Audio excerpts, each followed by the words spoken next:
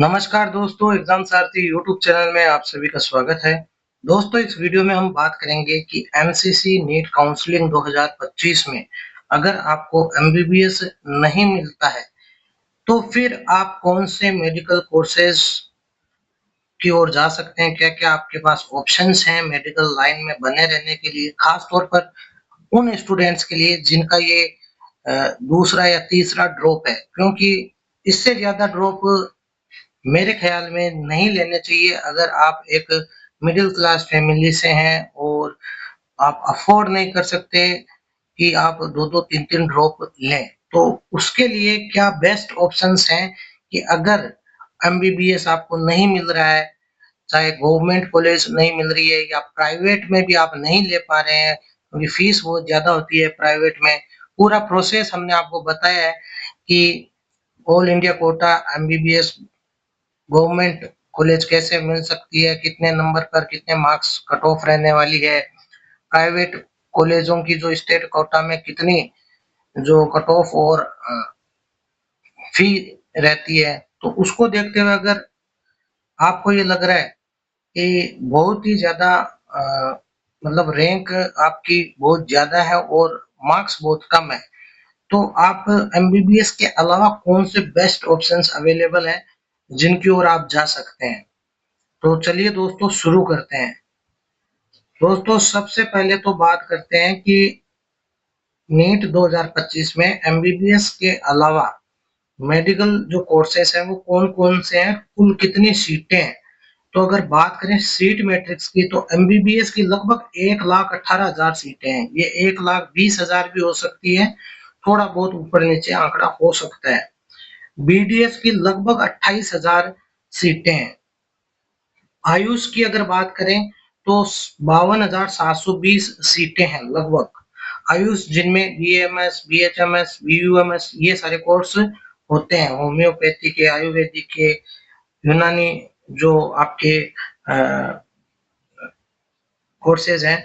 इसके अलावा दोस्तों वेटरनरी साइंस है, इसकी 6537 टोटल सीटें और ओवरऑल मेडिकल की 1,96,500 प्लस सीटें हैं, यानी आप मान के चलिए लगभग 2 लाख सीटें हैं, सब कुछ अगर और भी डेटा अपडेट कर दिया जाए तो। तो इस चीज को ध्यान में रखते हुए कि आपकी रैंक बहुत ज्यादा है और आपको लग रहा है कि एमबीबीएस की सीट मिलना मुश्किल है, तो फिर आप क्या ऑप्शंस आपके पास हैं। अब दोस्तों बात करें सरकारी और प्राइवेट एमबीबीएस सीटों का अगर विभाजन देखें, तो सरकारी जो एमबीबीएस कॉलेज हैं उसमें पिछली बार 55,000 कुछ सीटें थी, ये बढ़कर के 59,000 के आसपास इस बार है। निजी और जो डीम्ड यूनिवर्सिटीज की एमबीबीएस की सीटें हैं वो लगभग अगर जोड़ ली जाए तो 45 से 58,000 तक सीटें हैं, यानी ओवरऑल जो सीटें हैं वो पिछली बार 1,10,000 थी, अब 1,18,000 से 20,000 के आसपास है। दोस्तों ये तो सीट मैट्रिक्स हो गया कि मेडिकल कोर्सेज की ये सीटें हो गई। अब एमबीबीएस के अलावा जो अन्य विकल्प क्या हो सकते हैं, सबसे पहले बीडीएस यानी दंत चिकित्सा। दूसरा जो ऑप्शन है जिसमें आयुष मंत्रालय या आप कह सकते हैं आयुष की सीटें हैं, जो बीएएमएस, बीएचएमएस और बीयूएमएस, आयुर्वेद, होम्योपैथी और यूनानी। इसके अलावा वेटरनरी साइंस है, पशु चिकित्सा है। इसके अलावा जो ऑप्शन है बीएससी नर्सिंग है, बीपीटी है, बीएमएलटी है, पैरामेडिकल कोर्सेज हैं। ये सारे मेडिकल के और कोर्सेज हैं एमबीबीएस के अलावा। अगर दोस्तों सीट अलॉटमेंट का पूरा सिस्टम देखें कोटा प्रणाली के आधार पर, तो 15% ऑल इंडिया कोटा की सीटें एमसीसी द्वारा अलॉट होगी और 85% स्टेट कोटा की सीटें वो राज्यों के अभ्यर्थियों के लिए होती है, जिसमें कुछ ओपन स्टेट्स भी होते हैं जो अदर स्टेट के कैंडिडेट्स को भी अलाउ करते हैं। प्राइवेट कॉलेज हैं जिसमें 100% जो है स्टेट कोटा की काउंसलिंग जो होती है स्टेट अथॉरिटी द्वारा उसके होती है।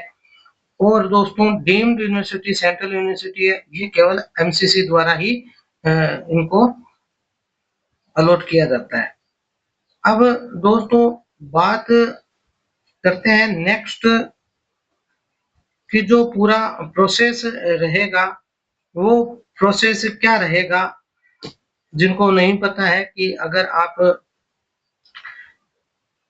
एमसीसी काउंसलिंग के बारे में नहीं जानते हैं, तो उससे पहले आपको बता दें कि एमसीसी जो है वो आपकी एमबीबीएस की काउंसलिंग कराती है और उसके साथ ही आप बीडीएस की काउंसलिंग साथ ही होती है। दोनों ऑप्शंस उसमें रहते हैं, दोनों भरते हैं आप। एमबीबीएस के चयन के बाद में आप बीडीएस की कॉलेजेस भरते हैं बीडीएस कोर्स के लिए।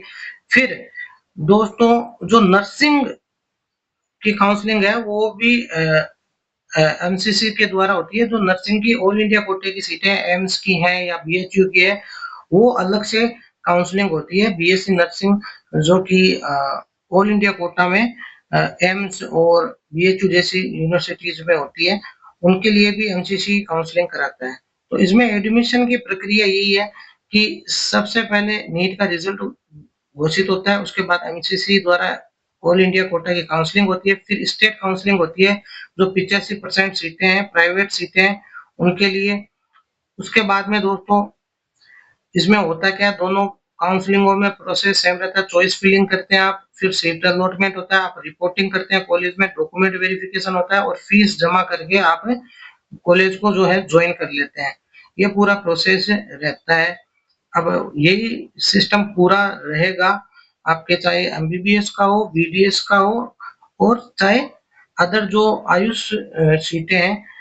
इन आयुष की काउंसलिंग अलग होती है, उसको वीडियो आपको अलग से प्रोवाइड कराएंगे। बीएमएस, बीएचएमएस, बीयूएस, ये जो आयुष की सीटें हैं, आयुर्वेदा, होम्योपैथी, यूनानी चिकित्सा की, इनके लिए काउंसलिंग अलग से होती है, वो आपको अलग वीडियो में बताएंगे।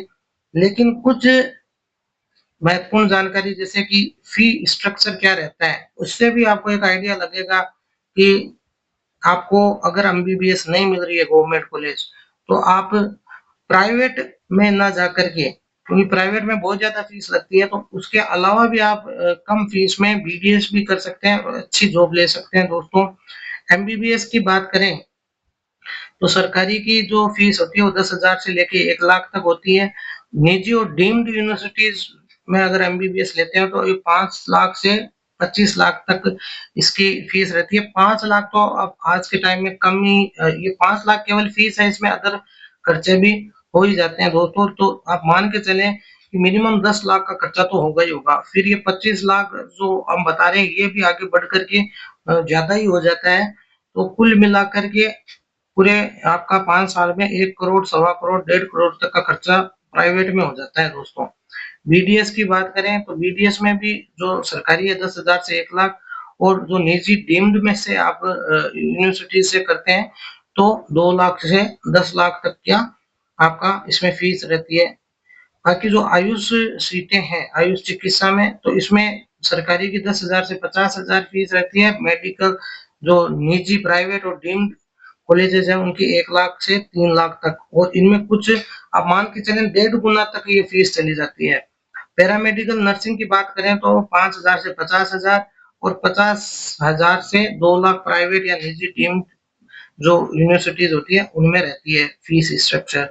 अब दोस्तों बात करते हैं जो सबसे महत्वपूर्ण बातें हैं आपके लिए, कि अगर एमबीबीएस नहीं मिलती है तो आपके पास बीडीएस, बीएमएस, बीएचएमएस और बीयूएचएस जैसे, बीयूएमएस जैसे ऑप्शंस हैं, नर्सिंग के ऑप्शंस हैं। नर्सिंग में बहुत सारी जॉब्स निकलती है दोस्तों।